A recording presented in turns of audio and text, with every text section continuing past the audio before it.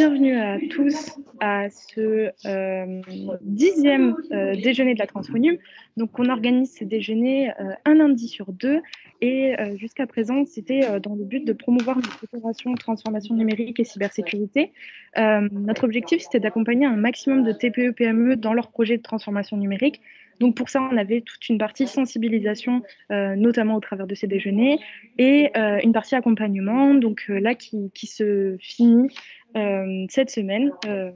Donc voilà, en attendant les prochains projets avec la région, cette opération-là est terminée. On a accompagné une centaine d'entreprises à peu près dans des projets de transformation numérique et on espère en accompagner d'autres l'année prochaine sous un format différent probablement.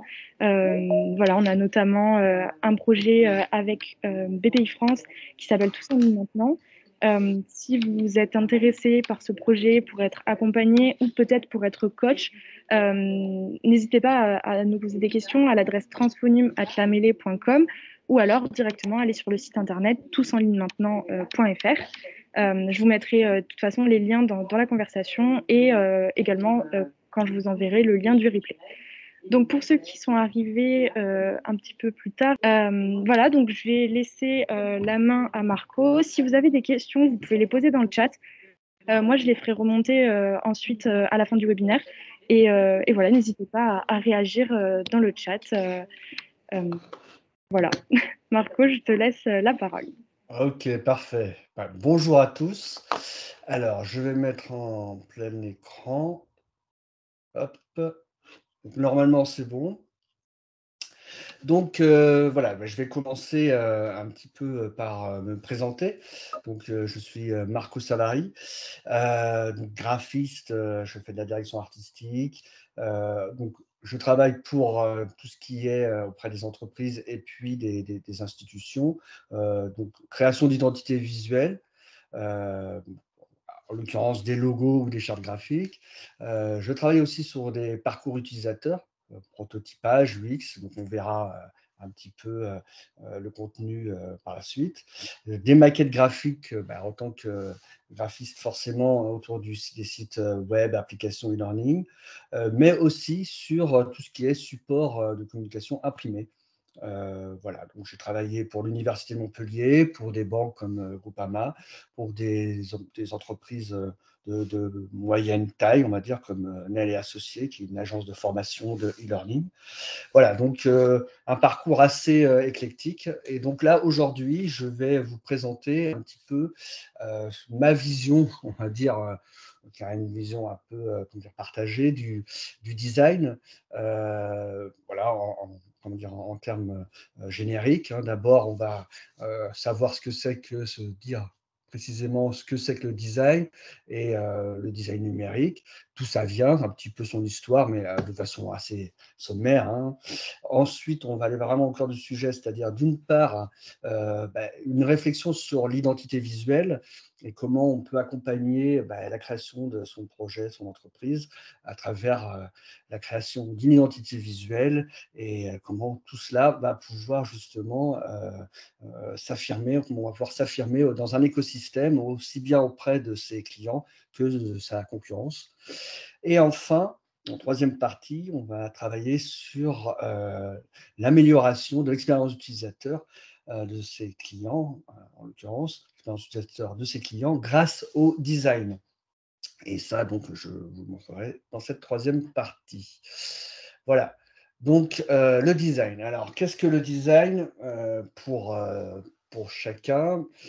Souvent, on va le qualifier de déco. Alors, voilà, d'objets avec un prix assez élevé, mais ce n'est pas forcément le cas. Et on va dire d'un objet qu'il est design. Et non, ce n'est pas forcément un style, une tendance. C'est véritablement ce qu'on va appeler une discipline, un métier.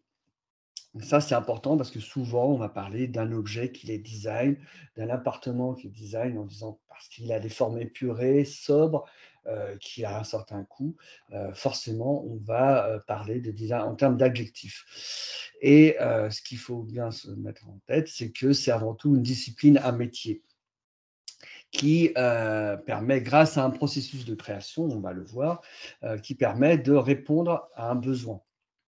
Le besoin, en l'occurrence final, de l'utilisateur. Et ça, on va le voir aussi bien à la base sur des objets que ce qui va nous intéresser sur des interfaces, en l'occurrence homme-machine et des interfaces des écrans. Alors, un petit peu d'histoire rapidement. D'où vient le mot design? À l'origine, design vient de disegno en italien, qui vient de, pardon, de la Renaissance ou du XVIe siècle, à une époque où on ne faisait pas de différence entre l'ingénieur architecte et l'artiste. Souvent, alors là, je vais présenter Michel-Ange et Léonard de Vinci. On a en tête ces deux grands artistes qui étaient aussi quelque part des ingénieurs architectes. Michel-Ange a fait de nombreux monuments à Rome ou en Florence pendant la Renaissance. Et on connaît bien aussi les croquis de Léonard de Vinci qu'on peut voir au Clos Lucé, là, près de la Loire, à Amboise, lorsqu'il était en relation avec François Ier. Donc voilà, ce lien très fort entre l'idée, le projet, et l'expression sensible de cette idée. Et ça, c'est vrai que dans le design, ce qui est important, c'est qu'on est à la fois dans la conception, la réflexion et la réalisation en tant que dessinateur de la réalisation de cette idée. En français, on a souvent fait le distinguo et c'est pourquoi on a deux mots différents. Vous voyez en bas de l'écran, à gauche, le dessin DE2SEIN qui symbolise donc qui signifie l'ambition, et le dessin IN qui signifie la réalisation. Alors que le design, c'est vraiment un ensemble, c'est l'ensemble de ces deux parties avec cette idée d'itération. Un dessinateur va faire un croquis, il essaye, il voit que ça fonctionne, il va en faire plusieurs, il va tester plusieurs pistes avant d'arriver à l'objet final. Et justement, ces essais itératifs, on va le retrouver dans le design numérique. On verra par la suite. Alors, rapidement, on ne peut pas faire l'impasse sur le Bauhaus, qui était donc une école d'art appliqué d'architecture en Allemagne de 1919 à 1933, donc fermeture à cause de l'arrivée de Hitler au pouvoir. Là, c'est une photo du Bauhaus à Dessau, le deuxième site où a été construite l'école du fameux ballon Bauhaus, où on va utiliser des matériaux donc, nouveaux, là, l'acier, le verre, le tube en acier.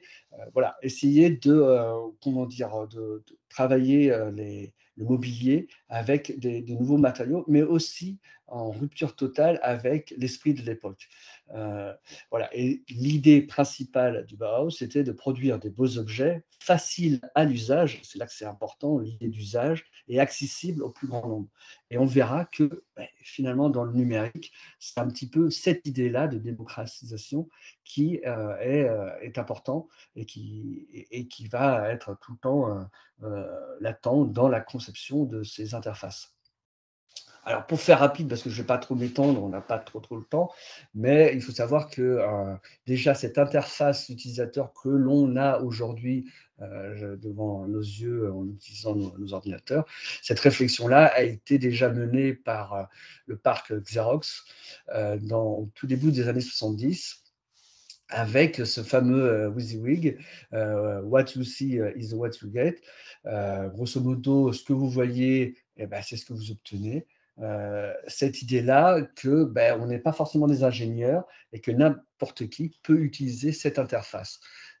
Et l'idée du parcours utilisateur, l'idée du look and feel, de l'affordance, tous ces termes-là qu'on va retrouver donc, plus tard là, dans l'exposé, étaient déjà présents déjà dans les années 70. Voilà, c'était un petit peu pour resituer l'historique.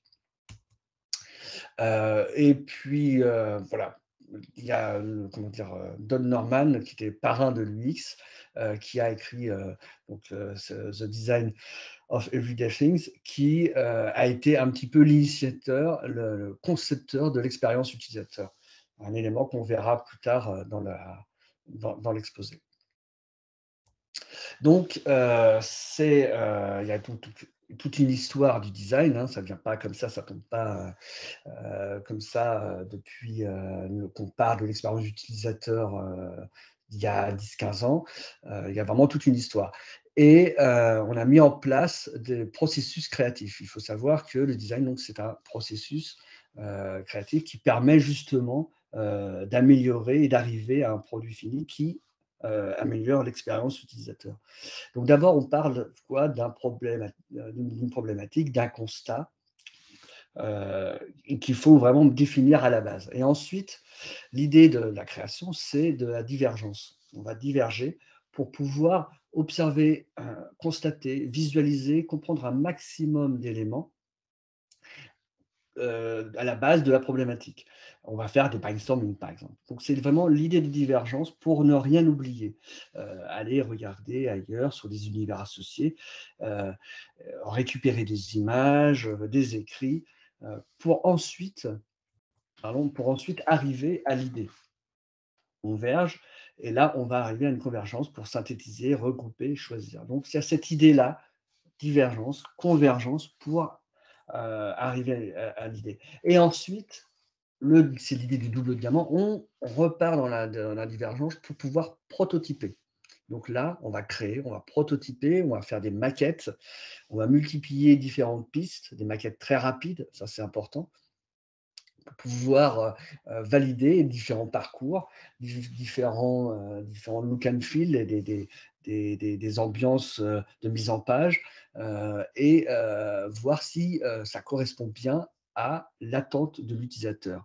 Et donc du coup, pour résumer un peu cette partie-là, le design, il contribue d'une part à renforcer l'identité de votre marque, ça c'est important. On va voir par la suite, l'identité visuelle. Donc c'est votre identité, ça part de vous et de l'autre côté, d'améliorer l'expérience utilisateur. On va voir aussi par la suite en quoi, cela concerne. Une autre façon là de voir, de répéter ce que je viens de dire, la création d'identité visuelle, elle sera centrée sur vous, sur, votre projet, sur votre marque, tandis que la création du design d'un site sera centrée plutôt sur l'utilisateur et donc il faut vraiment avoir ces 2 éléments en tête. Évidemment, le projet du design est un tout qui englobe ces 2 parties. Donc concevoir son identité visuelle, ça veut dire quoi? Ça veut dire déjà donner du sens à travers son image. Évidemment, si vous êtes, un comment dire? Un constructeur automobile ou, vous travaillez dans l'high-tech, eh bien, vous aurez, une autre, façon d'appréhender en termes d'image si vous travaillez, dans l'humanitaire, par exemple. Je prends des exemples un peu extrêmes, mais, voilà, forcément, l'image de marque va se ressentir. Donc c'est très important de décliner vos missions, vos valeurs pour que, en termes d'image et de logo, tout cela se ressente. Évidemment, on va voir que, le graphisme va améliorer l'expérience utilisateur. Je vous dirai pourquoi plus tard et enfin, se démarquer de la concurrence. Ça évidemment, c'est important. Heu il y a une concurrence, vous avez un projet, le design va vous permettre d'innover et aussi de vous démarquer de la concurrence. Enfin, ça permet de gagner du temps en cohérence lorsque vous allez concevoir une charte graphique, par exemple, pour que tous vos supports, aient une même cohérence et gagner du temps lors de la production. Alors, briefer une agence ou un créatif. Alors, ce qui est important, c'est que, souvent les briefs, soit ils sont très succincts, et il y a peu d'écrits et c'est pas évident pour un créatif, un graphiste de pouvoir bien comprendre et bien analyser les besoins du client. Donc c'est intéressant d'aller à l'essentiel. Donc expliquer dans quel univers vous allez évoluer. et ça, c'est primordial, ça semble évident, mais vous, vous connaissez très bien votre univers, tandis que le créatif, lui, ne le connaît pas. Et donc il va falloir lui apporter des comment dire? Du texte, des images, des idées qui sont en rapport avec votre univers. Connaître la cible, vous êtes censé la connaître, et même les différentes typologies de cibles, on verra par la suite qu'on va appeler ça les personas, des sous-catégories. Et enfin, et ce qu'il y a de plus important, c'est de raconter votre histoire, votre singularité, vos objectifs. C'est bien ça qui va vous démarquer de la concurrence et qui va créer un lien particulier avec l'usager, avec vos clients. Donc, comment raconter une histoire? Et plus vous aurez une histoire singulière, plus le créatif pourra apporter quelque chose de personnel. Voilà, l'idée, c'est, souvent pour un créatif, c'est de travailler en images. Ça, c'est très important. Donc moi, j'avais travaillé pour, le groupe Renault, sur des modules de formation et il était important de bien connaître l'univers, de Renault avec, ses formes, ses couleurs, ses visuels. C'est toute une grammaire qui, va justement, influencer, dicter un petit peu toute la charte graphique, pour arriver après à utiliser des éléments qui sont propres à cette marque avec des formes plutôt rectangulaires, des couleurs avec le jaune identitaire, on verra que la couleur est très importante. Bref, des éléments qui vont permettre d'identifier au mieux la marque. Voilà un autre exemple où j'avais travaillé pour l'agence de biomédecine, où là, à l'opposé, j'ai envie de dire, on était plus sur quelque chose de beaucoup plus doux, avec des formes, plus arrondies, des couleurs plus pastel. Là, on est plus sous la photo, mais sur de l'illustration et donc du coup, on apporte véritablement autre chose, une autre ambiance. Là, on est laissé sur la qualité, du patient. Il fallait rendre quelque chose de très humain, de très doux comment dire? Convivial. Voilà. Donc voilà des exemples de visuels. Ce qui est important pour un créatif, c'est vraiment, et puis après pour n'importe qui, mais c'est vraiment de pouvoir parler à travers des images. Et les images qui disent plein de choses et suivant, les choix, vous allez dire, comment dire? Des problématiques, résoudre des problématiques différentes.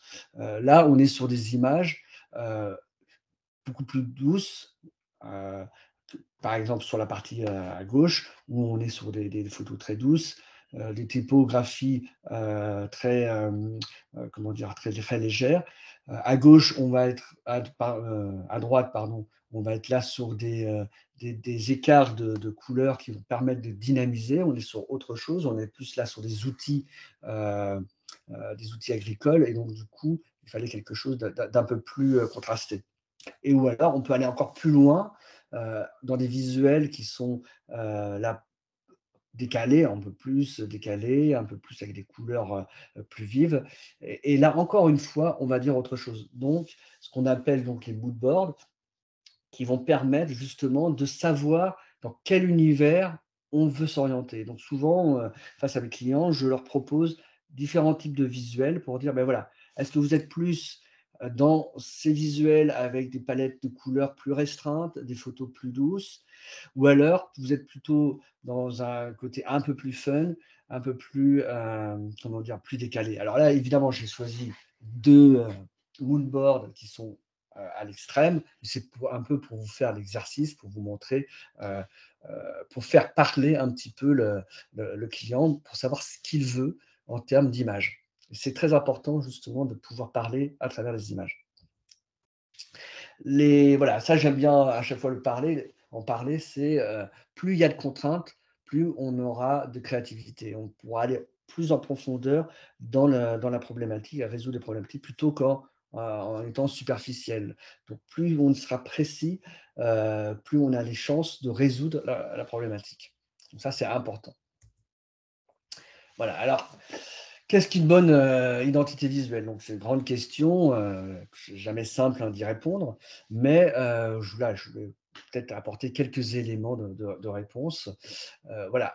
Là, c'est un petit peu, pour la blague où, justement, on voit, la différence entre, ce qu'était covoiturage.fr, donc au tout début du projet, qui n'était pas encore Blablacar, donc dans les années 2000, si je ne dis pas de bêtises, avant 2010 et ensuite, l'arrivée donc de Blablacar, hein. Donc on voit la refonte du logo et c'est un comment dire? Cet exemple est très emblématique de justement ce qu'il ne faut pas faire et ce qu'il faut faire, grosso modo, en termes d'identité visuelle. On l'a Ça paraît évident, mais on est sur, le premier logo sur, comment dire? Une sorte «d'amateurisme» entre guillemets, où on voit qu'il y a une surcharge de couleurs, la typo, le texte est beaucoup plus petit que l'emblème, par exemple. Alors que, sur le Blablacar, la fin du comment dire? Le dernier, logo en ligne, où là, on est plus dans la suggestion, on est moins premier degré et on est dans une simplification. Donc c'est toutes ces choses-là qui vont faire que, l'identité visuelle va être réussie. Donc, première chose, on l'a dit, le logo doit représenter vos valeurs, vos actions. Ça, c'est important, ça paraît presque, évident, mais comment le faire de façon abstraite? Cette réflexion-là, est à mener. Mais j'ai envie de dire, ce qui est le plus important, ça va être, les 2 prochaines, c'est être unique et être facilement identifiable. Être unique, ça semble évident. La il faut qu'il y ait une recherche d'antériorité, pardon, à l'INPI, pour pouvoir, justement, montrer que, ce logo n'a jamais été fait auparavant, pour pas qu'il y ait de litige. Donc vous pouvez faire une recherche, ça c'est important et enfin, la troisième partie, c'est, être facilement identifiable et mémorisable, ce qui, heu, est, primordial évidemment. Heu, Facilement identifiable et mémorisable signifie qu'il faut qu'il soit très, très simple, très épuré et qu'il soit, comment dire, reproductible en petit. Ça, c'est des choses très importantes, on verra par la suite. Donc voici les différents types de logos.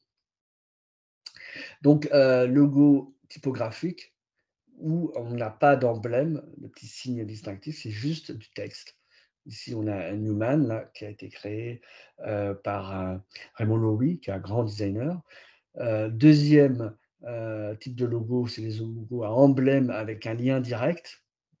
Le centre de Pompidou que vous connaissez, sûrement, qui est donc un musée, d'art contemporain sur Paris, où on voit l'apparition de la façade emblématique de du musée avec son escalator et enfin, vous connaissez évidemment le logo Nike qui représente l'aile de la princesse Nike, qui est la princesse grecque, de la victoire.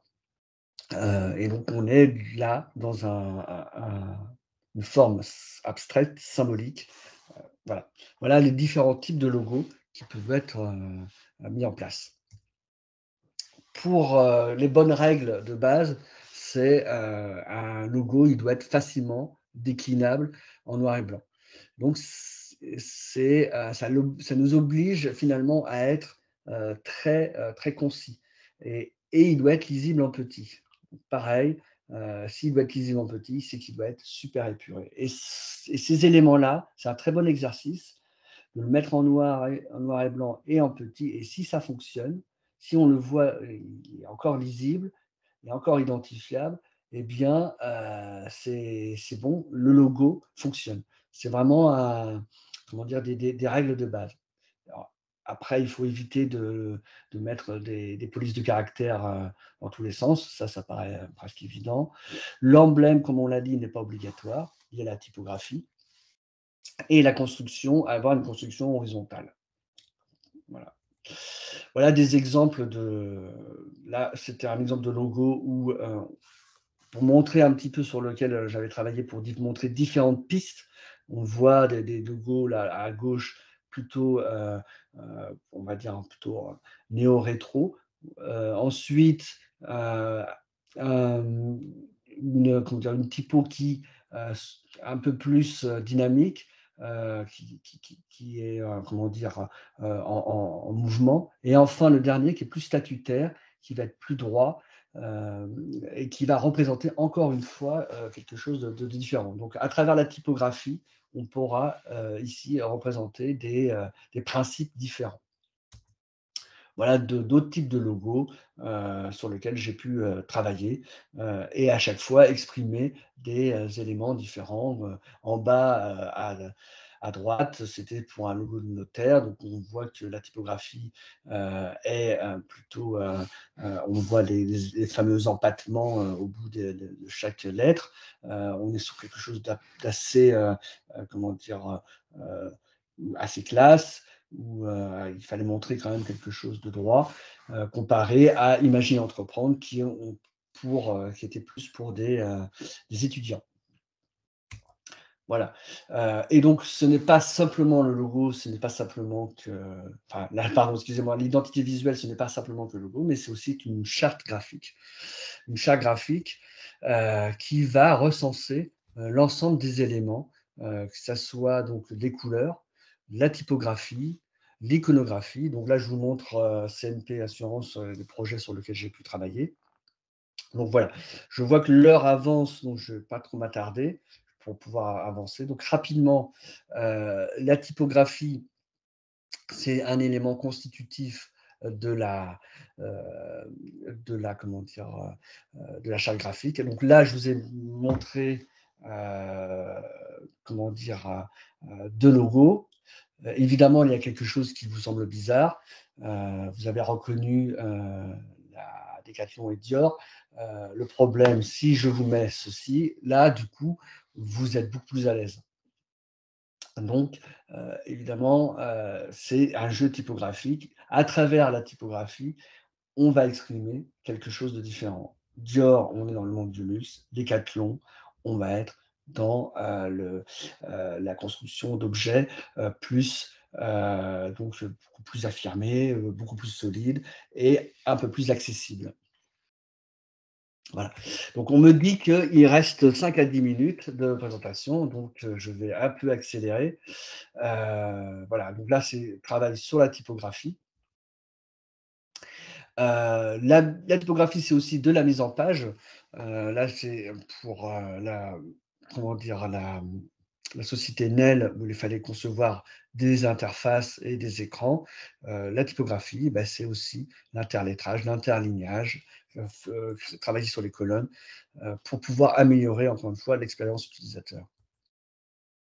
La couleur, alors là, quand je vous montre, évidemment cet élément, cette photo, vous voyez quelque chose, je ne sais pas si vous êtes, aficionados de corrida, mais quelque chose d'un peu étrange. Si je vous mets celle-ci, vous êtes beaucoup plus à l'aise. Évidemment, ce rouge, on pense tous que ce rouge, il a, comme signification et comme, fonction d'exciter, le taureau. En fait, il s'avère que le taureau, lui, voit en gris. Donc ce n'est pas pour exciter le taureau, mais c'est bien pour exciter, les la foule en l'occurrence. Ça, c'est la première fonction, et la deuxième fonction, un peu plus triviale, c'est pour masquer le sang, qui pourrait, tacher le tissu. Donc, la couleur a toute une signification à travers le symbolisme, des conventions et l'identification. Alors, je ne vais pas pouvoir aller plus loin dans les différents sens, mais, il faut vraiment avoir en tête, cela. Il permet de véhiculer une identité, pardon. Là, je vous fais, il y a ce petit jeu là pour les bières. Ensuite, pour, tout ce qui est fast-food, on était sur du rouge, pour justement, par rapport au symbolisme, à l'idée d'excitation, d'urgence. McDo a décidé en France d'instaurer le vert, justement pour éviter justement le côté peut-être un petit peu péjoratif du rouge dans le monde dans le monde du fast-food. Voilà, donc je vais aller un peu plus vite, Heu, Ici, on était sur du bleu pour les réseaux sociaux et Snapchat, lui, a décidé, à l'inverse par rapport à son secteur, de se démarquer et d'apporter la couleur jaune. Donc pareil, ici, on est sur 2 sites différents. Lancôme dans un site, de luxe, Ryanair où on est plutôt dans du low cost. On voit bien que la couleur est utilisée différemment. Pareil, dans le monde du toujours dans le monde de l'art, en l'occurrence du café, on a 2 marques différentes. Les couleurs saturées à gauche pour du Dolce Gusto et des couleurs beaucoup moins saturées. On est sur du brun, sur du gris foncé, du bleu, désaturé, pour, la marque Krups en l'occurrence. À travers les couleurs, on est sur des secteurs différents et des positionnements, différents. Mais, la couleur aussi peut permettre de faire, faciliter la compréhension en termes de segmentation au sein d'un site. Là, en l'occurrence, il fallait travailler sur différentes, catégories de challenge. La couleur permettait de, segmenter. Après, il y a la difficulté de créer sa propre palette de couleurs. Donc il y a plein de possibilités. Là, je vous donne une des possibilités, c'est de travailler sur les complémentaires grâce à la roue chromatique que vous avez en face. Ici, on a, l'idée de l'orange et du turquoise, bleu turquoise, qui sont des couleurs complémentaires qui sont souvent utilisées pour créer une palette, dynamique. Là, on a des exemples justement où, sur certains supports, numériques, là, sur des smartphones, où on a utilisé justement des couleurs un petit peu à l'opposé pour pouvoir, créer une palette de couleurs. Donc il existe des outils, hein, pour pouvoir, là j'utilise Palettone, mais il y en a plein d'autres pour pouvoir créer des nuances et des palettes de couleurs qui peuvent véhiculer ensemble avec une dominante, ce qu'on appelle une dominante, une tonique. Là, le vert, c'est la dominante et le rose, c'est la tonique. Donc, pour en savoir plus, je vous conseille de lire ces différents ouvrages, qui sont donc des références, hein. Jonathan Hiten qui est issu du Bauhaus et Michel Pastoureau qui est très connu, dans le monde de l'histoire des couleurs. Voilà. On va parler aussi d'iconographie. L'iconographie, alors pour faire vite, hein, c'est la représentation, c'est des visuels, plus ou moins, comment dire? En lien avec la réalité, ce qu'on va appeler les degrés d'abstraction. On part sur les photos, on arrive sur des illustrations pour arriver à, le mot qui est finalement une représentation arbitraire ici en l'occurrence de la vache, et le pictogramme qui est entre 2, qui est vraiment une stylisation très épurée. Voilà et donc le graphiste va jouer là-dessus, sur les différents types de représentations. Là, j'ai travaillé donc, sur, un site que J'apprends l'énergie où, il y avait, plusieurs façons. On a réfléchi sur comment représenter justement, soit on est très sérieux, en apportant des images, réalistes, de la photo, soit on va créer un petit décalage en apportant des illustrations ou alors il y a la possibilité de faire un mélange des 2 entre, justement, la photo et heu et l'image et en jouant sur, ce décalage. Voilà d'autres exemples, hein, sur le domaine de la santé, soit la photo, soit l'illustration. Voilà, donc là, on revient sur la charte graphique, où on revoit les différents types, d'éléments. Voilà. Donc, pour, conclure sur l'user interface, donc l'identité visuelle, qui est pour dans le numérique, on va appeler ça, en l'occurrence, l'user interface, l'UI, où, c'est le graphisme qui va être mis en œuvre au sein des écrans. Donc on a parlé de mood board, des images sur un écran pour pouvoir trouver de l'inspiration. On a vu sur le travail de logotype, de la charte graphique, de façon très, très rapide, hein, je vous l'avoue. C'est pas simple de pouvoir, résumer tout ça en quelques slides et le travail sur les gabarits d'écran qu'on va revoir sur, du coup, en travaillant sur l'user experience. Donc là, le temps, file vite, mais donc là, la troisième partie, on est censé travailler sur l'user experience, sur les personas, sur, les user stories. On va voir ce que c'est. Donc si je vous montre évidemment cet écran, ça paraît, tout de suite un petit peu, indigeste. C'est un site qui existe, hein, pourtant. En plus, c'est comment dire? C'est une école d'art. Alors, c'est voulu, hein, je pense, mais, on a évidemment, en termes d'expérience utilisateur, des gros soucis en termes de surcharge, cognitive, l'apparition des visuels à outrance, on ne voit pas sur quel bouton il faut cliquer. Bref, en termes de hiérarchisation, c'est pas forcément, très, très, très évident, de comprendre et d'appréhender le site. Ça, c'était sur, le site de Ryanair.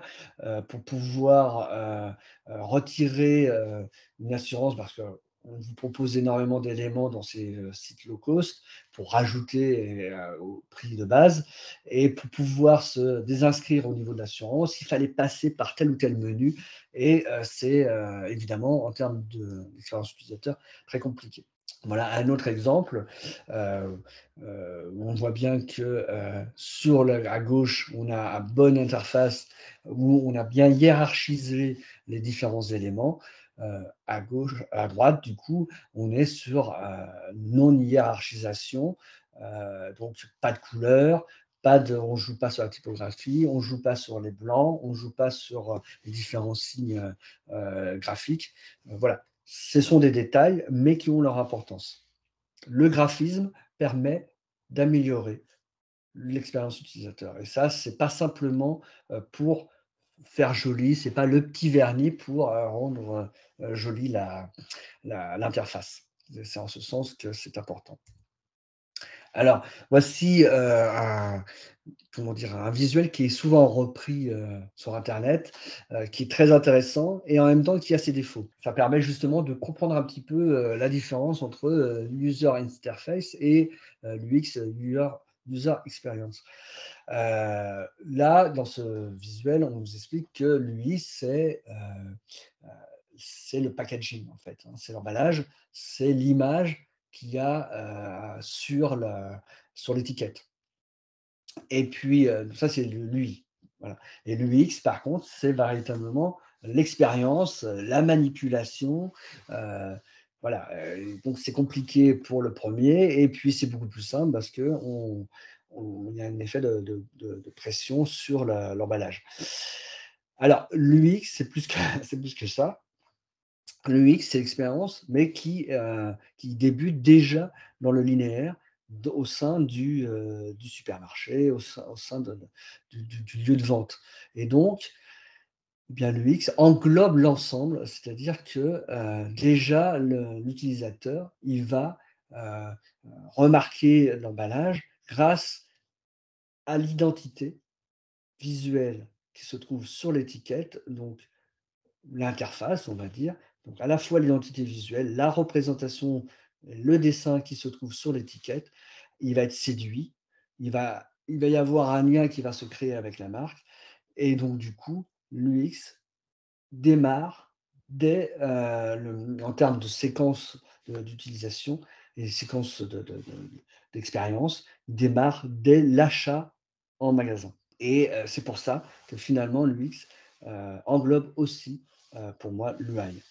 Voilà et donc là l'UX, on revoit ce qu'on va voir, les personas, les user stories, les plans du site, les wireframes, le prototypage. C'est toute une méthodologie pour, arriver à ses fins, c'est-à-dire à améliorer l'expérience utilisateur. Grosso modo, donc si je veux conclure, il y avait, on va aller plus loin parce que donc il y avait la concept d'affordance. Je vous invite à aller voir ce que c'est.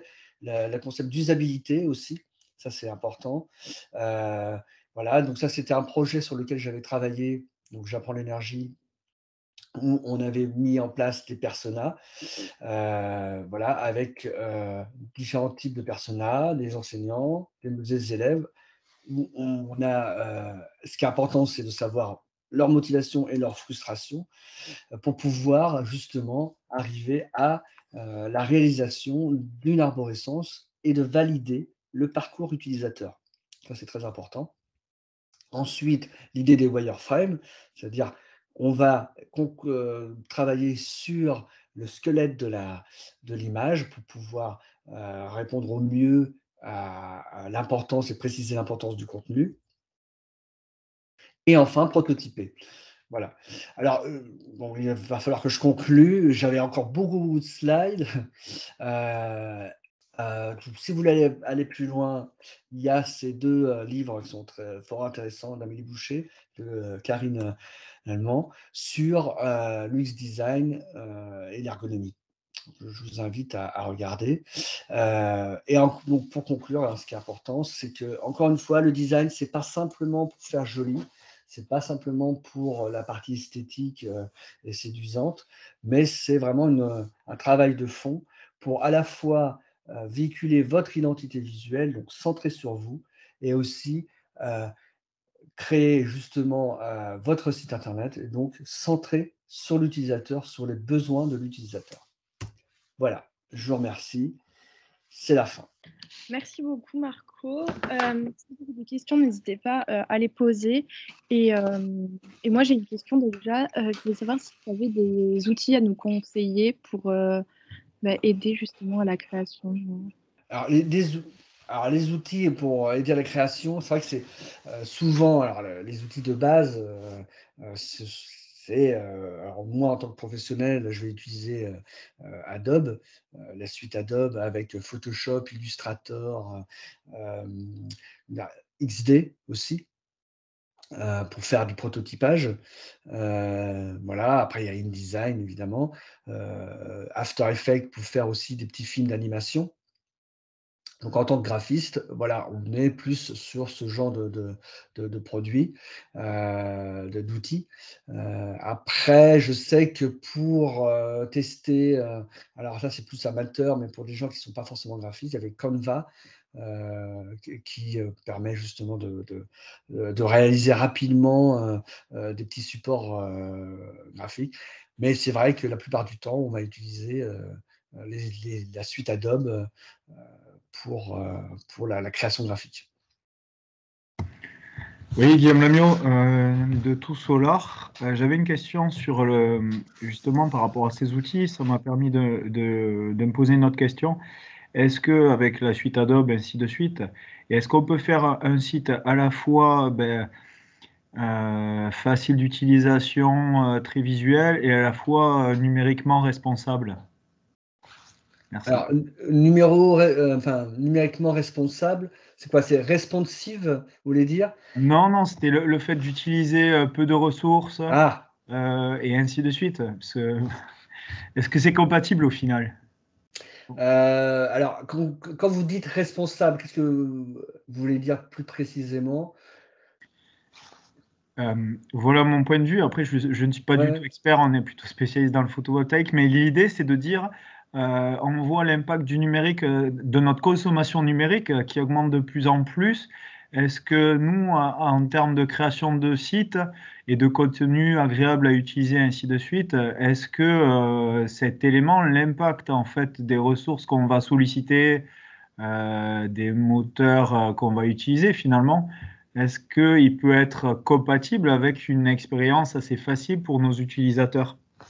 Oui, alors c'est sûr que c'est un peu c'est l'éternel débat du numérique et puis, est-ce que, le numérique, le côté responsable, écologique, entre guillemets, est compatible? C'est sûr que c'est compliqué. Après, heu, clairement, là, lorsqu'on utilise ce genre d'outils, forcément, heu, on est sur des comment dire? Sur des grandes marques, Adobe, et le côté, écologique et responsable, éco-responsable, c on est c'est difficile d'allier les 2. Ça, c'est clair, c'est compliqué. Après, ça n'empêche pas de, faire des maquettes, alors on peut très bien faire des maquettes, en papier, j'ai envie de dire, pour, tout ce qui est expérience utilisateur, faire des prototypes, heu on crayonne telle ou telle page et puis on voit on voit le parcours utilisateur avec les différents écrans qui peut être dessiné sur papier avant de passer au numérique. Voilà, si ça peut répondre à la question, mais c'est vrai que c'est pas simple. Alors, j'ai une question d'Alicia qui demande quels sont les avantages et inconvénients de ce métier. C'est une vaste, une vaste question. Avantage, l'avantage, c'est qu'en tant que, graphiste, on est dans quelque chose d'assez créatif où il faut à chaque fois, essayer de trouver quelque chose qui est un petit peu nouveau ou qui corresponde à aux attentes du client, de l'utilisateur. Donc ça demande à chaque fois de la réflexion, de la remise en cause et ça, c'est vrai que c'est intéressant en termes de créativité. Ça, on refait jamais la même chose. Ça, c'est vraiment, quelque chose de très, c'est un bel avantage, on va dire. L'inconvénient, bon après, c'est que, il y a une sorte de précarité, qui est pas forcément simple, hein, puisqu'on travaille en tant que freelance, sur des projets, comment dire? Qui ont un début, qui ont une fin, puis après, bah, il faut trouver un autre client, donc c'est un métier, qui est pas simple, qui peut être précaire. On peut avoir des moments de rush, puis après des moments de silence, pendant, plusieurs semaines. Merci beaucoup. Là, j'ai l'impression qu'il n'y a pas d'autres questions. En tout D'accord. cas, si vous avez d'autres questions plus tard, n'hésitez pas à nous demander de vous mettre en relation avec Marco via l'adresse transphonium@lamele.com. Je vous enverrai le lien avec le replay. Et merci beaucoup, Marco, pour cette présentation qui était très intéressante. OK, Euh, merci. voilà, donc peut-être une Alors, autre. voilà, après c'est vrai que c'était un peu court. Je me suis Oui, rendu compte que, voilà, il y avait toute la partie, UX que j'ai dû mettre un petit peu de côté, mais bon, voilà, après s'il y avait d'autres questions, je pourrais y répondre sans problème. oui, merci beaucoup. Et peut-être qu'on pourra approfondir la partie UX en 2022 pour les Mmh. déjeuners Transponium. D'accord. Euh, Bah écoute, merci beaucoup et puis bon appétit à tous. Merci. Voilà, bonne journée. Au revoir. Merci. Au revoir.